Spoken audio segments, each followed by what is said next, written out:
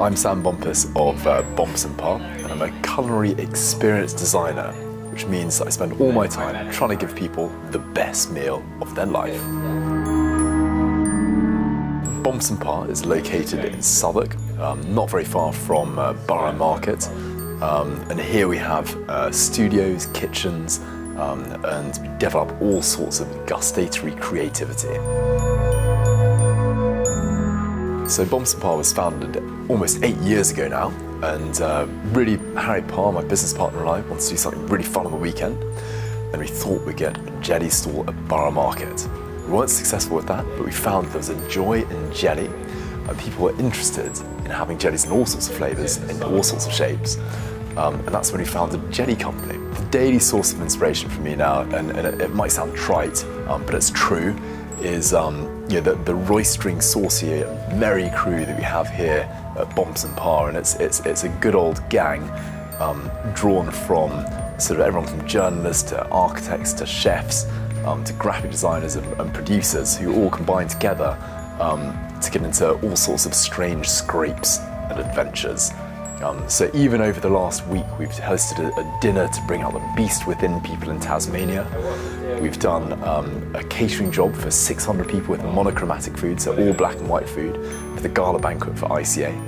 And we've done a number of different experiments in the studio as well, which included flying food, exploding slime, and even cooking with plasma, potentially the future of food itself. Our daily material, the stuff of raw creativity for us, is of course food. But we also go one stage beyond that, and when we're creating something, we like to curate not just the food itself, but the entire environments that go around it. So we actually spend a lot of time in the studio, in our workshop, building physical structures and even entire bits of architecture with which to frame massive banquets.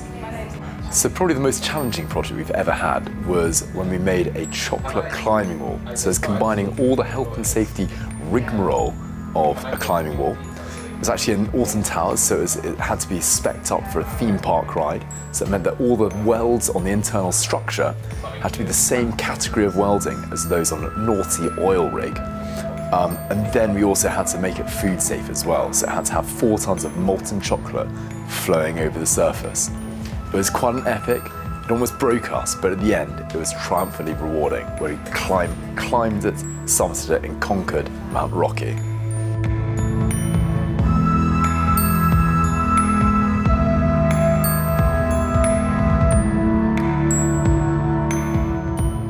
So working here is a rollicking adventure every day.